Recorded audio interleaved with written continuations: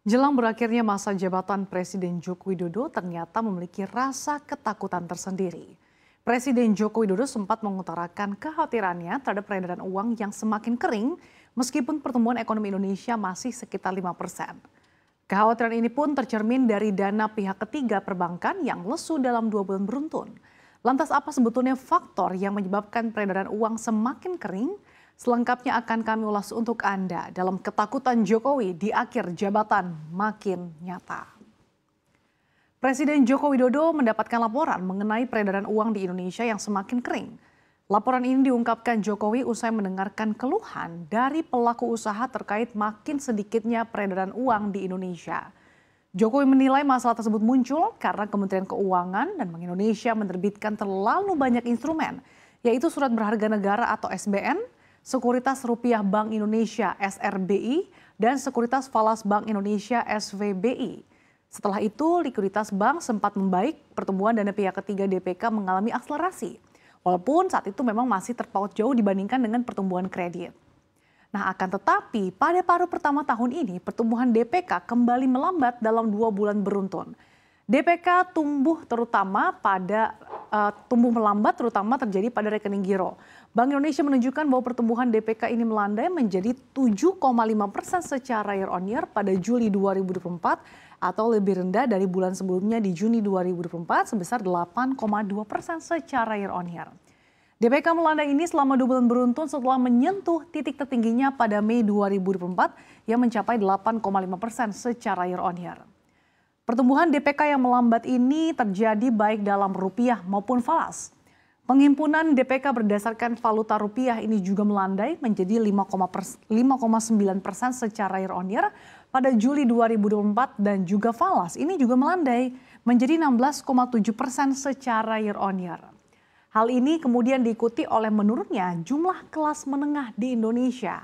Padahal segmen ini merupakan kelas yang memiliki alokasi tabungan dari total pendapatan. Kelas menengah di Indonesia turun kasta sejak masa krisis pandemi COVID-19 berdasarkan catatan Badan Pusat Statistik. Kita lihat di sini pada tahun 2019, jumlah kelas menengah Indonesia ini mencapai 57,33 juta orang atau setara 21,45% dari total penduduk. Lalu pada tahun 2024 hanya tersisa 47,85 juta orang atau sekitar 17,13%. Artinya ada sebanyak 9,48 juta warga kelas menengah yang turun kelas. Karena kalau kita lihat di sini, data kelompok masyarakat kelas menengah rentan atau aspiring middle class malah naik dari tahun 2019 sebanyak 128,85 juta orang atau sekitar 48,2% dari total jumlah penduduk. Di tahun 2024 justru meningkat menjadi 137,5 juta orang atau sekitar 49,22% dari total penduduk.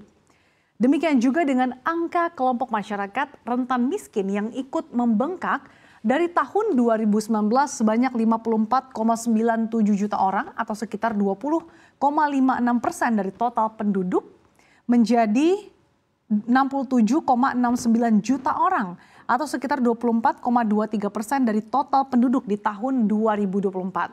Artinya apa? Banyak golongan kelas menengah yang turun kelas kedua kelompok itu. Sementara itu pertumbuhan tabungan masyarakat yang kurang dari 100 juta rupiah hingga dari periode Juli 2016 sampai Juli 2019 tercatat hanya sebesar 26,3%. Sementara masyarakat dengan tabungan di kisaran 100 juta rupiah hingga 200 juta rupiah ini mencapai 29,4% di periode yang sama. Kemudian pertumbuhan ini tampak mengalami penurunan jika dibandingkan dengan kondisi di Juli 2021 hingga Juli 2024 yang hanya bertambah 11,9% untuk masyarakat dengan tabungan yang kurang dari 100 juta rupiah dan juga naik 13,3% untuk masyarakat dengan tabungan 100 juta rupiah hingga 200 juta rupiah. Berbeda halnya dengan masyarakat yang memiliki tabungan di atas 5 miliar rupiah atau biasanya banyak diisi oleh pihak korporasi, ini justru cenderung mengalami peningkatan yang signifikan. Pada Juli 2016 hingga Juli 2019 tercatat mengalami kenaikan, sebesar 29,7% dan pada Juli 2021 hingga Juli 2024 bertumbuh bahkan lebih tinggi yaitu di 33,9%. Ketua Dewan Komisioner LPS Purbaya Yudisadewa berekspektasi bahwa pertumbuhan DPK perbankan ini bakal tumbuh sampai double digit di tahun depan. Menurutnya itu dapat dicapai dengan merealisasikan pertumbuhan ekonomi Indonesia sebesar 7 hingga 8%. Purbaya juga menegaskan jika pertumbuhan ekonomi yang lebih cepat bisa direalisasikan dengan segera tahun depan, maka akan bisa mencapai double digit DPK-nya. Sementara itu, Direktur Utama BTN Nixon Napitupulu mengatakan bahwa likuiditas masih tersedia, namun memang mahal akibat dampak dari suku bunga tinggi yang diperkirakan akan bertahan lama. Kemudian menurut Direktur Keuangan dan Strategi Bank Mandiri Sigit Prastowo, likuiditas tetap menjadi concern utama Bank Plat Merah tersebut untuk semester 2 tahun ini. Yang mendasari itu dari rasio pinjaman terhadap simpanan Bank BUMN yang mengalami kenaikan, permintaan kredit pun cukup tinggi. Namun hal itu tidak diimbangi dengan pertumbuhan simpanan atau dana pihak ketiga yang tinggi.